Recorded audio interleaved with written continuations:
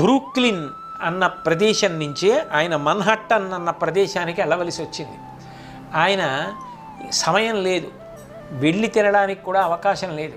కాస్త పాలు పెరుగు కొనుక్కున్నారు. ఒక ట్యాక్సీని పిలిచి నన్ను మన్హట్టన్కి తీసుకెళ్ళమని చెప్పారు.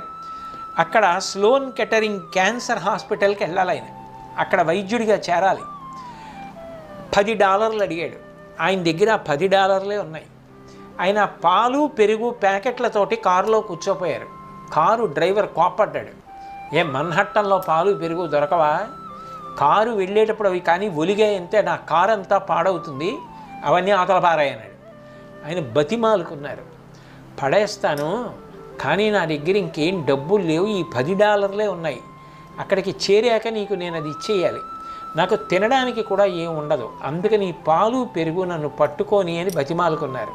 ఆయన దీనావస్థ చూసి సరే పట్టుకో, కానీ చుక్క కింద పడకుండా పట్టుకోమంటే ఆ పాలు పెరుగు తొలకకుండా పట్టుకుని ట్యాక్సీలో వెళ్ళి $10 ట్యాక్సీ డ్రైవర్కి ఇచ్చేసి ఆ తర్వాత ఆయన ఆ పాలు పెరుగు తాగి వైద్యుడిగా చేరితే ఒక రోజు మొత్తం మీద తినడానికి కూడా ఏం లేవు, కొనుక్కోవడానికి కూడా ఏం లేవు.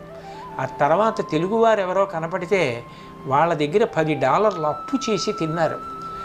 అన్ని కష్టాలు పడినటువంటి నోరి దత్తాత్రేయుడు గారు ఇవాళ ఎంత ప్రఖ్యాతి పొందారో, ఎంత కీర్తివంతులయ్యారో, ఆయన ఎంత గొప్ప వైద్యుడయ్యారో, ఎంతమంది జీవితాలు నిలబెట్టారో.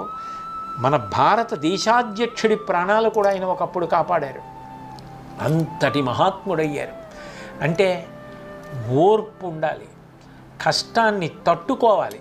అంతేకాని కాలం ఆలస్యమైపోయిందని, అనుకున్న పని అనుకున్నట్టుగా జరగలేదని, ఎక్కువ శ్రమ పడవలసి వచ్చిందని బాధపడకూడదు. ఆ ధైర్యంగా అలా నిలబడగలిగిన లక్షణం ఎవరికి ఉంటుందో, ఆ ఓర్పు ఎవరికి ఉంటుందో వాడే జీవితంలో వృద్ధిలోకి వస్తాడు. అది అలవాటు చేసుకోవాలి. ప్రత్యేకించి పిల్లలు బాగా అలవాటు చేసుకోవాలి. అది చెప్తున్నారు బద్దెన గారు. తడవోర్వక ఎడలోర్వక కడువేగం బడిచి పడిన కార్యంబగునే, తడవోర్చిన నొడలోర్చిన చెడిపోయిన కార్యమెల్ల చేకూరు సుమతి. ఆ ఓర్పు ఉంటే చెడిపోయిన పనులు కూడా జరుగుతాయి. మీరు పిల్లలు అటువంటి మహాత్ముల్ని ఆదర్శంగా తీసుకొని చక్కగా ఓర్పుతో ఉండడం అలవాటు చేసుకుని జీవితంలో వృద్ధిలోకి రావాలి అన్నది కోరిక.